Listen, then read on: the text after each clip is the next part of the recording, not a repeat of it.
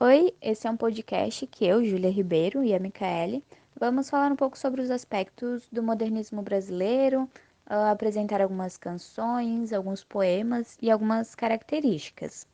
Esse movimento no Brasil, ele aconteceu de 1922 a 1960 e ele foi dividido em três períodos que a gente vai comentar um pouco mais para frente.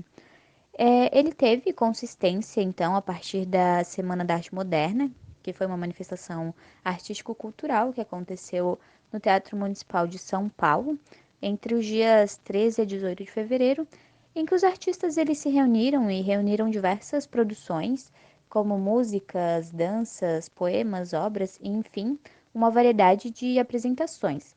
E a pergunta que fica é, né, mas afinal, para quê? Com qual objetivo isso? E os artistas eles queriam propor uma nova visão da arte, uma estética diferente e que fosse baseada, ou melhor dizendo, inspirada nas vanguardas europeias.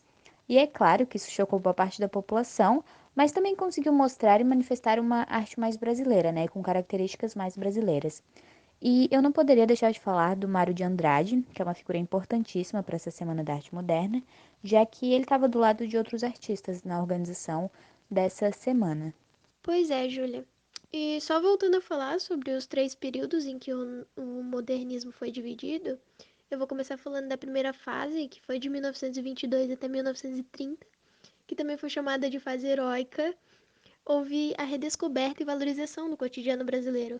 Teve um grande destaque na linguagem coloquial e espontânea e aconteceu uma negação brusca do passado a nível formal, sendo desvalorizadas regras de rima e métrica da poesia. Já na segunda fase, que ocorreu de 1930 até 1945, que foi chamada também de geração de 30, foi quando o modernismo ganhou mais força, sendo a fase mais madura do modernismo. Aconteceu uma reflexão e crítica da realidade muito forte, e com o foco nas diferenças sociais e um grande destaque no regionalismo nordestino.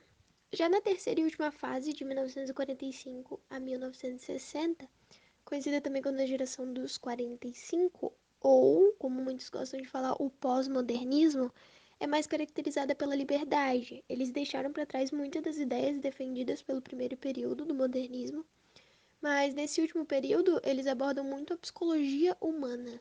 E foi exatamente isso que o modernismo trouxe, né, Mica? Ele teve essa característica do rompimento do tradicionalismo, o choque da opinião pública, a valorização da subjetividade, uma reprodução estética da realidade da época mesmo. Ele realmente trouxe essas características. Júlia. E para finalizar, eu acho que a gente pode falar um pouco sobre os principais autores desses movimentos, não acha? É claro, vamos sim. Na literatura, a gente pode citar vários nomes, tipo Monteiro Lobato, o Mário de Andrade, Carlos Drummond. Já na pintura, a gente pode falar de Cândido Portinari, Anita Malfatti, de Cavalcante, Tarsila do Amaral. Tem muitos outros. Sim, exatamente. Existem diversos artistas dessa época, né, desse movimento. E na música a gente pode destacar o Heitor Villa-Lobos, Alberto Nepomuceno, Guiomar de Novaes, enfim, tem uma variedade enorme de artistas desse movimento. E para fechar esse podcast, a gente vai finalizar ele com uma composição do Villa-Lobos, que é intitulada como O Polichinelo. A gente espera que você tenha gostado e curtam agora aí a composição do Villa-Lobos.